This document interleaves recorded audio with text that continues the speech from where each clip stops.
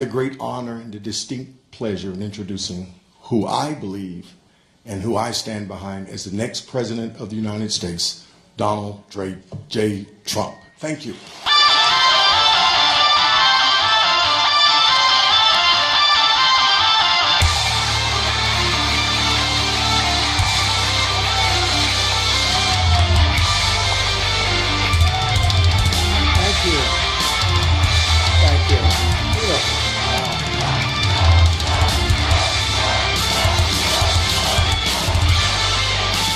Thank you, Pastor. A great, great honor.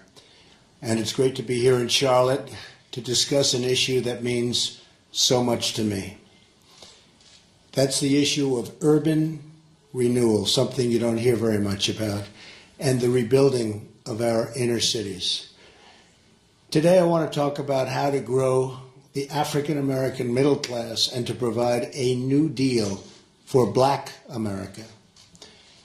That deal is grounded in three promises: safe communities, great education, and high-paying jobs. My vision rests on a principle that has defined this campaign right from the beginning, and you've seen where we've come from and where we are right now. It's called America First. Every African American citizen in this country is entitled to a government that puts their jobs, wages, and security first. I'm asking today for the honor of your vote and the privilege to represent you as your president.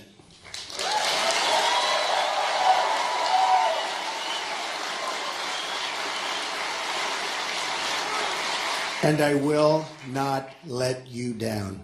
You watch.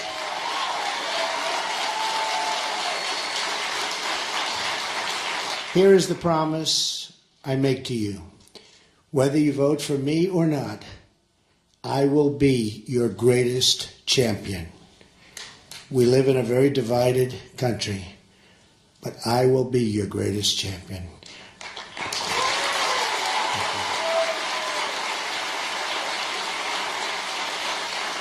I have no special interest. I take no orders from donors or lobbyists. I put a lot of money into this campaign. Believe me, I'll be in for over $100 million. That's a lot. I work for you, and I work only for you.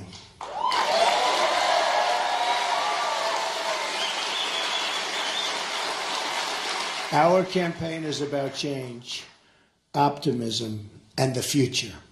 I'm asking people to break from the bitter failures of the past and to imagine the amazing possibilities for our future and our future together. Our opponent represents the rigged system and the failed thinking of yesterday. Hillary Clinton's campaign offers only the depressing pessimism that says this is as good as it gets and it's never going to get better. She's been doing this for 30 years, and for 30 years it's only gotten worse. American politics is caught in a time loop. We keep electing the same people over and over and over.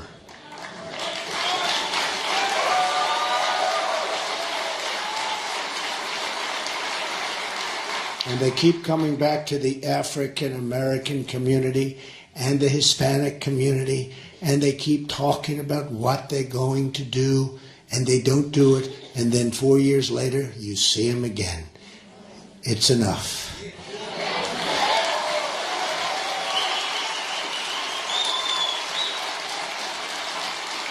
They keep making the same mistakes, and they keep offering the same old, lame excuses when nothing happens. You know that. I know that. Frankly, everybody knows that. The fact that our corrupt Washington establishment has tried so hard to stop our movement, we have a major movement. There's never been anything like it in this country.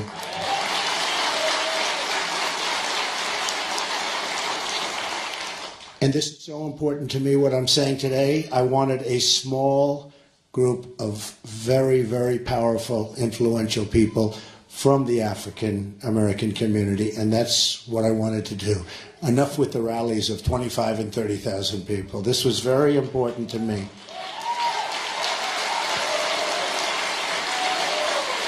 And I just met with some of the finest people I've ever met backstage. We had a great meeting, and I just want to thank those people right now. They are phenomenal people, so I want to say thank you very much. But it's just more proof that we represent the kind of change that arrives only once in a lifetime. This is a movement. It's once in a lifetime. Never going to happen again. Never going to have another opportunity. Every day I'm out on the trail proposing fresh solutions and new thinking. And every day the same people getting rich off our broken system tell us that we can't change and that we can't try anything new because it's not good for them. I have a message for all of the doubters in Washington. America's future belongs to the dreamers, not the cynics and not the critics.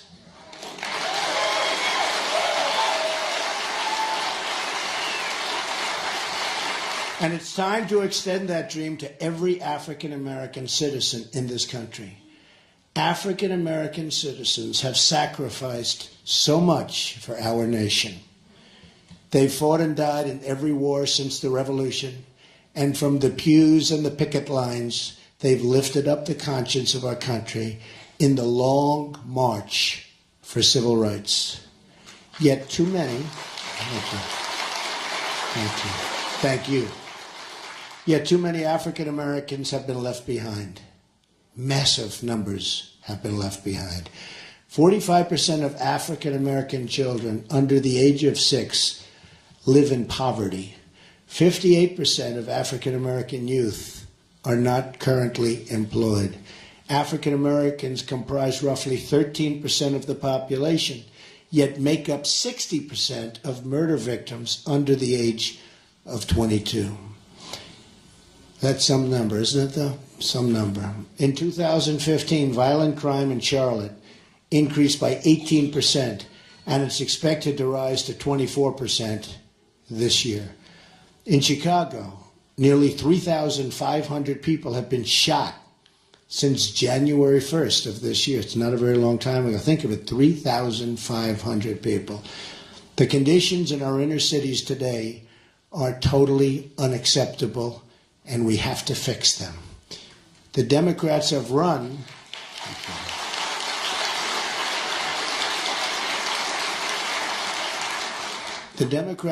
our inner cities for 50, 60, 70 years or more, uninterrupted.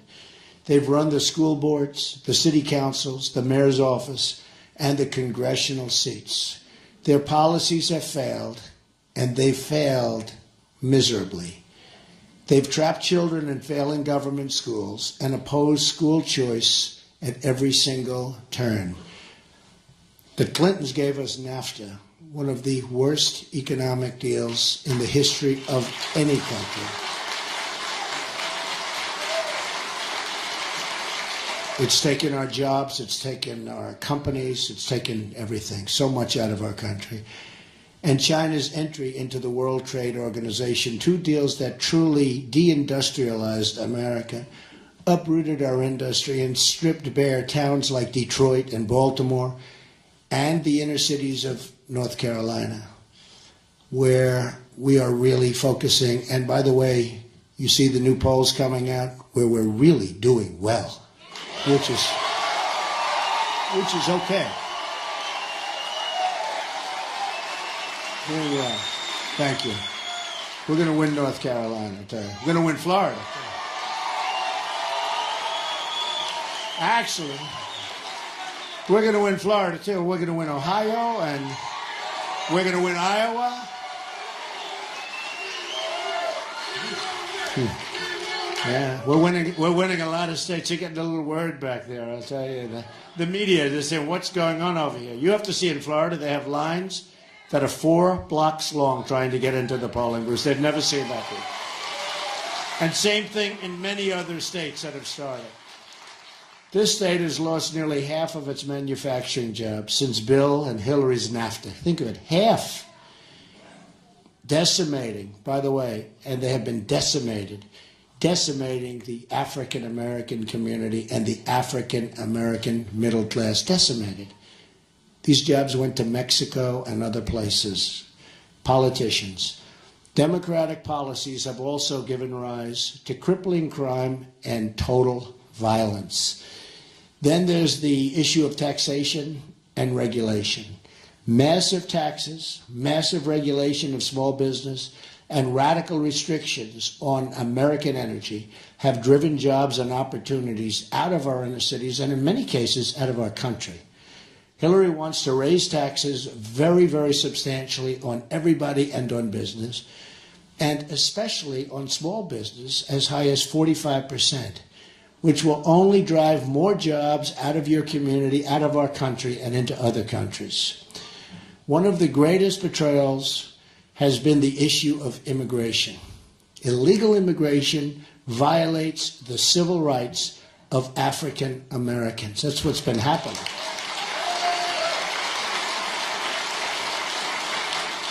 No group has been more economically harmed by decades of illegal immigration than low-income African American workers. Hillary's pledge to enact open borders, made in secret to a foreign bank, WikiLeaks. This WikiLeaks is unbelievable. What we've learned about her and her people, what they've said about her behind her back, but now it's not behind her back. She's got bad instincts. According to John Podesta, Hillary Clinton has bad instincts. I wouldn't want my people saying those things. I wonder what they're saying. Is there some way we can check it out? No, they say terrible, terrible things about her. So, I mean, if they say that and they work with her all the time, why would we want her to be president?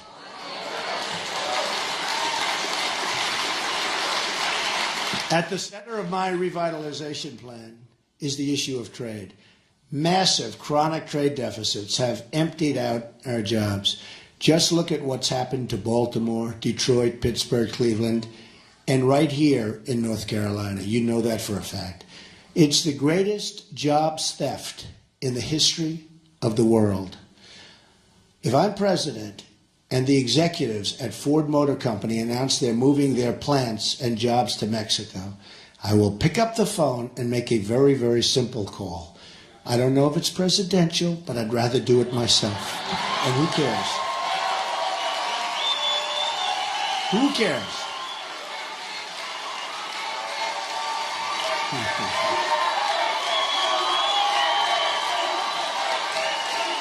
It's funny. Very funny. Thank you. It's very funny. Very nice. He's screaming, make that call, make that call. Takes me 5 minutes. I'd rather do it myself. It'll get done properly.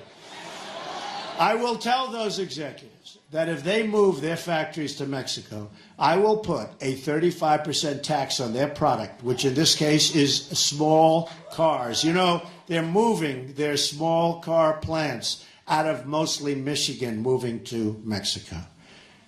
I mean, it's terrible. They're going to make their small cars. That's a big thing. It might be a small car, but it's a lot of business. Before they ship it back to the United States, so they're going to pay a tax, 35%. You tell them, and you know what? They're going to stay. They're going to stay. They're not leaving. They're not leaving. But nobody ever says that. And the politicians don't say that because they're getting campaign contributions from these people and their special interests. So they're not going to say it. Me, I'm saying it. I'm doing what's right. I'm working for you, folks. We're going to get this thing right. We're going to get it right. Such a big problem. Our jobs are leaving us, and people are being fired all over the country. Our plants, our factories are leaving us. We won't let your jobs be stolen from you anymore. Not going to happen. So easy. When we stop offshoring to low-wage countries. We raise wages at home, meaning rent and bills become instantly more affordable. At the same time, my plan to lower the business tax from 35% to 15% will bring thousands of new companies onto our shores. You'll have jobs. You'll have jobs back. It also includes a massive middle-class tax cut, tax-free child care savings accounts, and child care tax deductions and credits, and a total simplification of the tax code.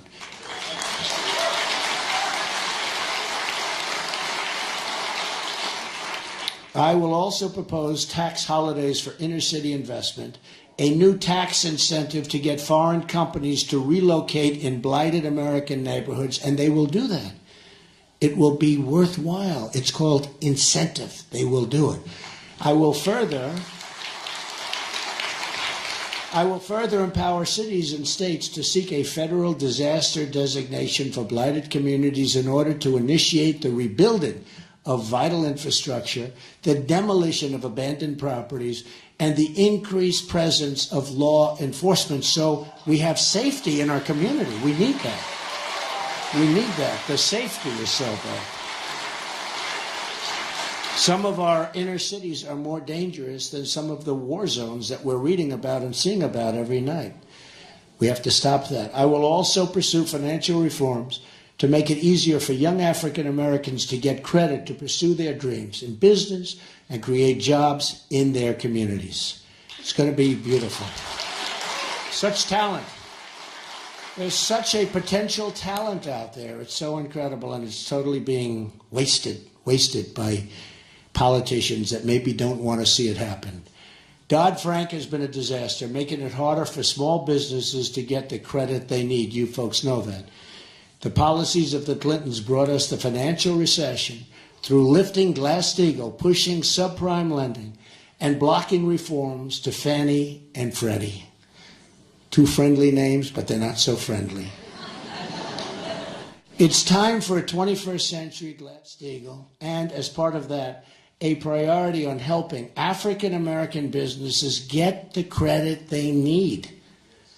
We will also encourage small business creation by allowing social welfare workers to convert poverty assistance into repayable but forgivable microloans. Very simple, but something so good.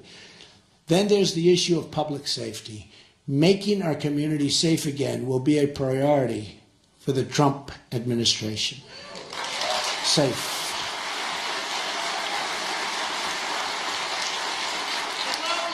Thank you. I love you too. No, I mean, so many people. I mean, you walk to the store to buy a loaf of bread, maybe with your child, and you get shot. Or your child gets shot.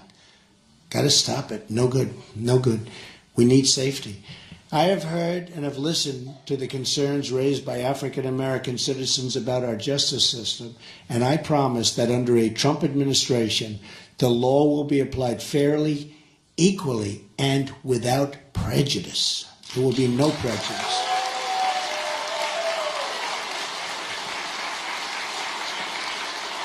There will be only one set of rules, not a two-tiered system of justice like we have right now. You just see that with Hillary Clinton. I mean, think of it. Think of it. Think of it. She deletes 33,000 emails after getting a subpoena from the United States Congress, and she has no trouble. And in your community, you know what you're going through. Can you imagine if you did that? Can you imagine if I did that? I'd think they'd reinstitute the electric chair. Forget about you. How about me? Would I be in trouble? It is so unfair. It is so unfair that she's even allowed to run for the office of president.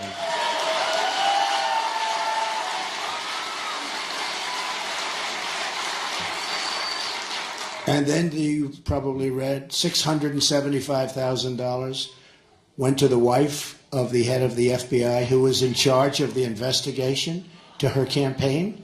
No, is this too hard to believe? I mean, went to the head of the FBI's wife who was in charge of the investigation of the Hillary Clinton email scandal. And then you wonder, gee, I wonder why she got off. That is a serious, horrible thing. Look, it's a horrible thing. It's not even believable. I have people, great lawyers, they can't even believe what's happening. The best evidence of unequal justice is that Hillary Clinton could violate so many laws, bleach and delete her 33,000 emails, and especially after the subpoena from Congress, lie to Congress, lie to the FBI, put her national security at grave risk. I mean, our national security was put at unbelievable risk with what she was doing, and not even face so much as a minor fine. Now think of it. A major general, a man 4-star general, that's about the top. General James Cartwright lied one time to the FBI, and he probably did it. He did it, in my opinion, for national security reasons. And he may go to jail for a 5-year sentence. Think of it, 5 years. He may go to jail for 5 years. One time to the FBI, she lied, looks like hundreds of times. Hundreds. How about you couldn't remember 39 times? Well, each one of those 39 was a lie, right?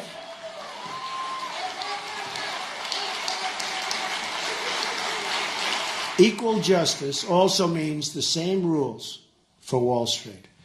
The Obama administration never held Wall Street accountable. We will also police our streets, have to make our streets safe. I want every poor African-American child to be able to walk down the street in peace and not be scared and not be hurt.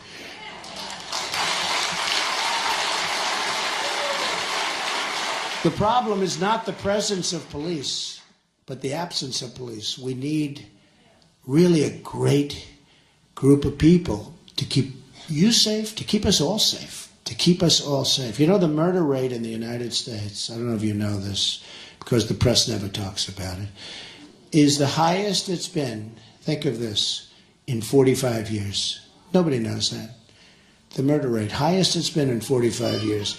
I will invest in training and funding both local and federal law enforcement operations to remove the gang members, drug dealers, and criminal cartels from our neighborhoods.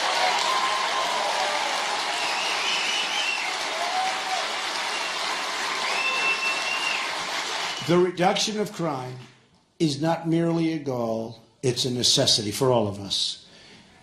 We will get it done. The war on police urged on by my rival is really reckless. What's happening is reckless and dangerous and puts African American lives at risk.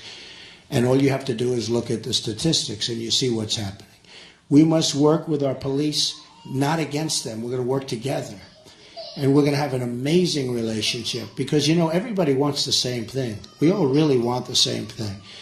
Our immigration, that is my policy on immigration, is so simple.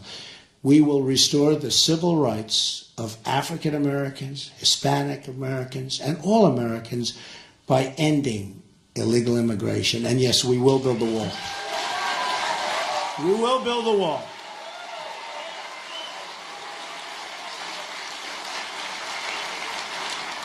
And we're going to stop the inflow, the massive inflow of drugs, which is coming into your community more than any community, but coming into your community and poisoning our youth and poisoning many other people, but poisoning our youth.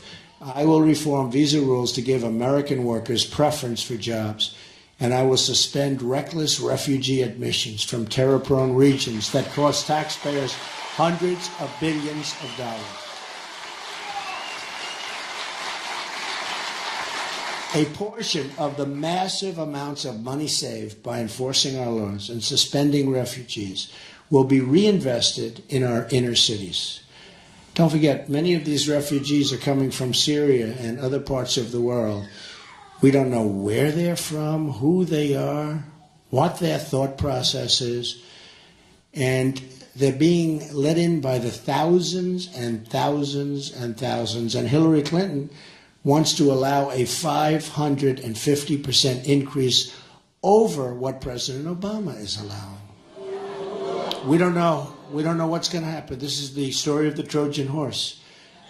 This is your second Trojan horse guaranteed. And I can tell you right now, it's not happening, not with me. It will be ended. It will be ended. That will be ended. We have enough problems in our country. It's time to help the American citizens who have become refugees in their own country. Infrastructure will be another major goal. My contract calls for $1 trillion in infrastructure investment, of which the inner cities will be a major beneficiary. We need something done. It's so bad.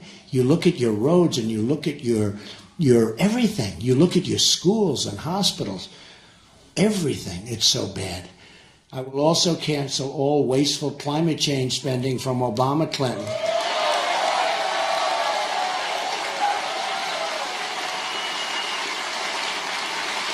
We're giving billions and billions of dollars away. We have no idea for what, and others aren't doing so much. Believe me, they are laughing. I'll tell you, that's what they're doing. They're laughing at us, including all global warming payments to the United Nations. Billions of dollars.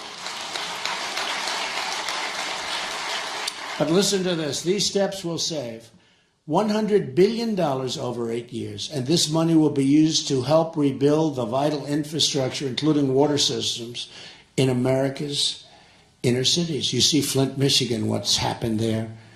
But it's horrible. I was there, and it is unbelievable, horrible, incompetent politicians doing the wrong thing. School choice is at the center of my plan. Such a great thing.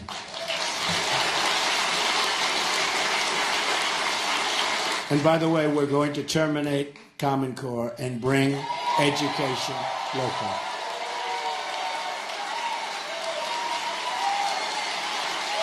So important. Look, it's not working the way it is now. I don't know why anybody would even fight it. Well, we know who's fighting it. You know that. My proposal redirects education spending to allow every disadvantaged child in America to attend the public, private, charter, magnet, religious, or homeschool of their choice.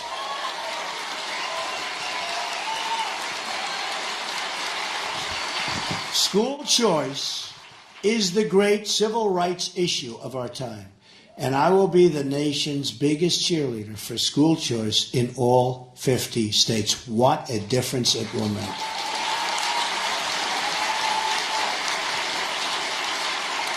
I will also be establishing a commission which will include some of the tremendous people I met backstage today. Raise your hands. I mean, you people were thank you. So great. Some great ideas. To tackle the school-to-prison pipeline and to shut that pipeline down and to create, so important, and to create a new pathway that leads from a great education instead to a great job. That's what we want. It is. It's school to prison. My plan will also ensure funding for historical black colleges and universities, more affordable 2- and 4-year college, and support for trade and vocational education. You know, I've gone to school with many people, some totally brilliant at one thing, but not at all brilliant at others. But we all know this. We've had students that sat next to us in class, and they were terrible students, but they were phenomenal at fixing a car engine. They were phenomenal at fixing a television set. They can take it apart blindfolded. And I can't do that. And you can't do that. But they were phenomenal at fixing things. We don't do that anymore. Remember, we used to have this great vocational education? They were talented. They were great. They were horrible students, and they were great. They can take a motor, they can take an engine apart blindfolded. And we have to bring that back. And that's what they love doing. That's what they love doing. And they'll do fantastically with it. Yeah.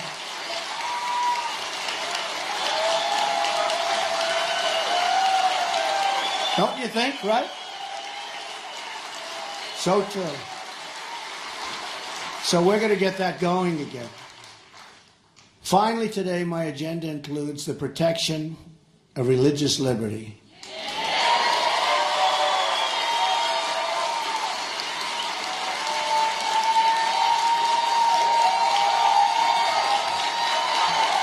great. Nice to see. It's very nice to see. That's something you'll never hear from Hillary Clinton, that I can tell you. The promotion of family and support for the African American church. It's been a tremendous power in this country for so many years. This is just the beginning, because I will never, ever take the African American community for granted. Never, ever. Unlike Hillary, who does nothing for the Hispanics or for the African American communities. It will be my mission to prove to this country that yesterday does not have to be tomorrow.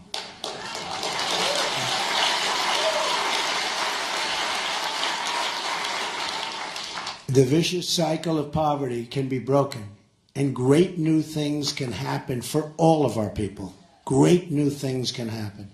But to achieve this future, we must reject the failed elites from Washington who've been wrong about virtually everything happening for decades. Hey, they've been wrong about the wars.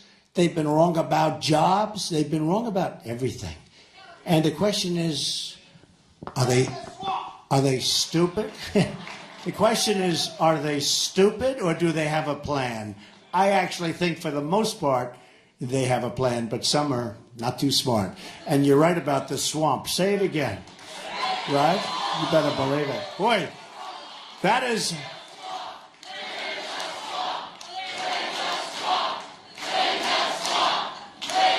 That is a... You know, I said that about a week ago. And I didn't like it that much. Didn't sound that great. And the whole world picked it up. So it shows you what I know. It's crazy. Drain the swamp. We're going to drain the swamp of Washington. We're going to have fun doing it. We're all doing it together. It is funny.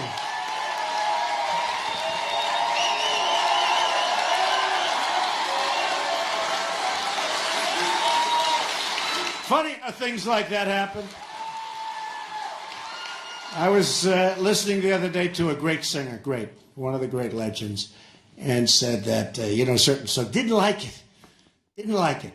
Became one of the greatest hits of all time. So, Drain the Swamp, I didn't like it. Now I love it, right? The people opposing us promised that passing NAFTA and opening up our markets to China would bring a new era of jobs and prosperity. That didn't happen. Instead, they brought only poverty and heartache and loss. The people opposing us are the same people who and think of this, who've wasted $6 trillion on wars in the Middle East. We could have rebuilt our country twice. That have produced only more terrorism, more death, more suffering. Imagine if that money had been spent right here in our home. We've totally destabilized the Middle East. And if you think about it, $6 trillion, and it was far better 15 years ago. So we've made it worse. We spent $6 trillion, lost thousands of lives. You could say hundreds of thousands of lives, because look at the other side also. So we lost hundreds of thousands of lives, and we're far worse off than we were when we started. Who are the people that do this? And then we end the war in such a bad way that a vacuum is formed, and we have ISIS. And that was the JV, the junior varsity. But now the JV is violent and vicious and ensconced in 32 different nations. And the one that gave us the JV now says how she's going to get rid of it. Not going to happen, folks. Just words. Just words. Just words. For 30 years she's been talking. For 30 years, only bad things happened for her. She tried to build democracy in Libya, and she failed. She tried to build democracy in Iraq, and she failed.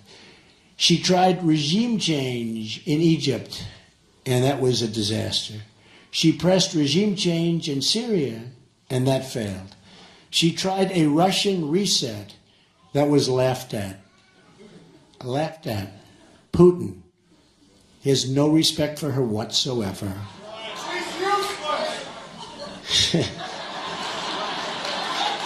See, I'm not allowed to say it, but I'll accept it.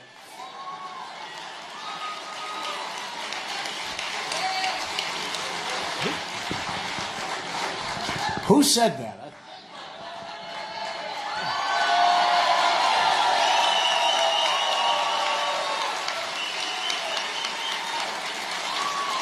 A Star is Born. Now, if I said that, I'd be in big trouble. She tried an Asia pivot, and that failed. Now Hillary Clinton wants to confront nuclear-armed Russia with a shooting war in Syria that could very well lead us into World War III. For what? She doesn't get it. She doesn't understand. Remember, her top person says she has bad instincts. She's got bad instincts. And by the way, we want to be so strong. We want to make our military so strong. We want to take care of our vets better than they've ever been taken care of.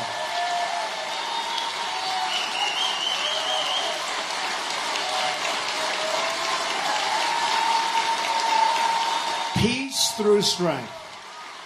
Peace through strength. We have no choice. These are very vicious times. This is not a time to have a depleted military. We're not going to have that. We have the greatest people in the world in the military. We're not going to have that, but we are going to take care of our vets also. Finally, our opponents passed a health care law, embraced by Hillary Clinton, over the furious objections of the American voter. And most politicians, I mean, they didn't want it, other than he lied and lied. You can have your plan, you can have your doctor, 28 different times, and enough Democrats went over to that side, they made a mistake. Obamacare is now destroying our health care system. Premiums are skyrocketing double digits and are surging by more than 100%. And think of it, in the great state of Arizona, I love Arizona, it's going up 118%. Oh, but don't worry, you're going to catch that too first. Doctors are quitting, insurers are leaving, and companies are fleeing. Every prediction they made about this law was a lie, and I said it was going to be no good before it was ever passed. If we don't repeal and replace Obamacare, we will lose our health care system forever. We have to get rid of it. It's a disaster. It's too expensive, it doesn't work, and you get no coverage. The deductible is so high that you'll essentially never use it. Now is the time to embrace a new direction. I've been very lucky and I've led a great life. Now I want to give back to the country which I love and which has been so good to me.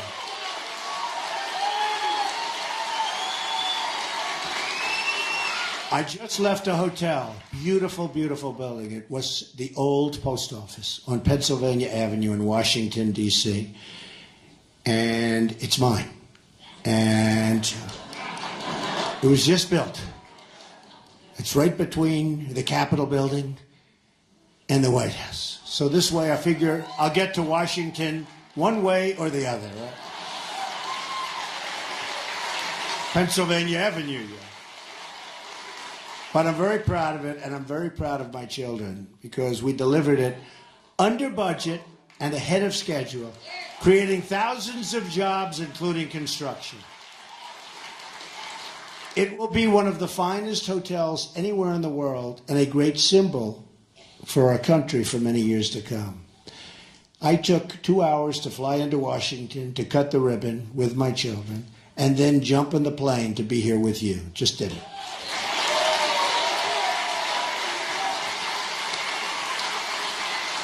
I wanted to be there for my children who work so hard on the hotel. They work so hard, in particular Ivanka in this case. And I always feel this. I feel this so strongly. Parents must stick and encourage and support their children.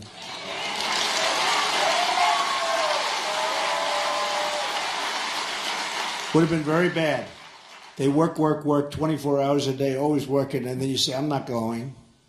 It takes the heart out of them, right? Don't you think? I mean, they did a great job in the hotel, and I told them so.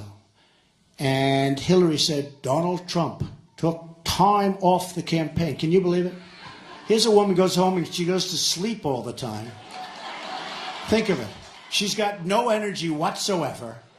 Everyone's talking about the fact that I'll do 7, 8, 9 stops. I'll make 3 or 4 major speeches. Like, for instance, right after this, we have thousands and thousands of people in North Carolina coming to another one. Last night, 25,000 people. I got home at 1 o'clock in the morning.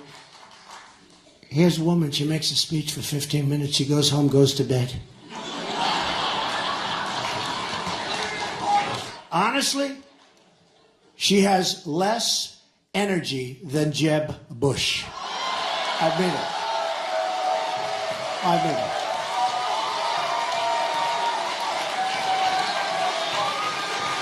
And the reason I bring him up, he didn't sign the pledge, so he's open game.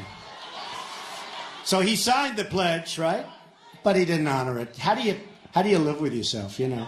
He signs a pledge, and he doesn't live. So we figure. But how do you like that? And then she has a speech today. She criticized me for going to the opening of this building, which was in and out. It's not the way life works.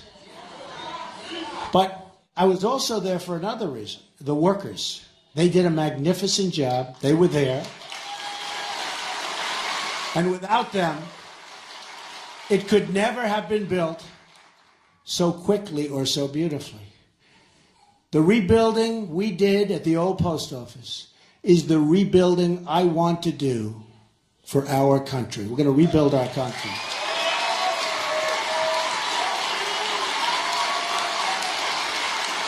I want to go into the inner cities, the poor rural communities, and the failing schools, and I want to work on a national plan for total revitalization. We're going to be so proud of our country again. I'm tired of the excuses from our lame politicians. I'm tired of being told that it can't be done. I'm tired of people asking Americans to defer their dreams for another day, but they really mean for many decades. Enough waiting. The time is now. There is nothing we cannot accomplish. There is no task or project too great. There is no dream outside of our reach. Everywhere I go in this country, all I see is untapped potential waiting to be set free. And maybe the greatest of that potential is in the African American communities. There's so much potential. But we will never realize that potential if we continue putting our faith in a broken political system that has let us down time and time again. We have to choose the more optimistic. We have to choose to believe not in our politicians, not in these people that got us there, but to believe in ourselves and the future of our country. If we do that, anything is possible. So I'm asking America to join me in dreaming big and bold things for our future.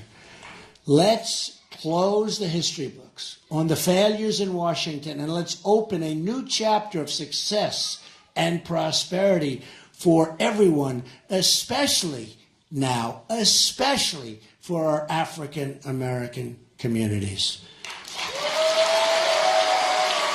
And that's going to happen. I am very humbled beyond words to be the nominee of the party of Abraham Lincoln. A lot of people don't know that. It's the party of Abraham Lincoln. And it is my highest and greatest hope that the Republican Party can be the home in the future and forevermore for African Americans and the African American vote. Because I will produce, and I will get others to produce, and we know for a fact it doesn't work with the Democrats, and it certainly isn't going to work with Hillary.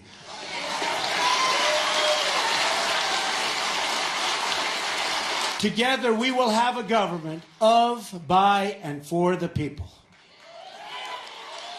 And we will make America great again for all Americans. Thank you very much. And God bless you, everybody. Great honor to be here. Thank you. God bless you. What an honor. Thank you. Thank you very much.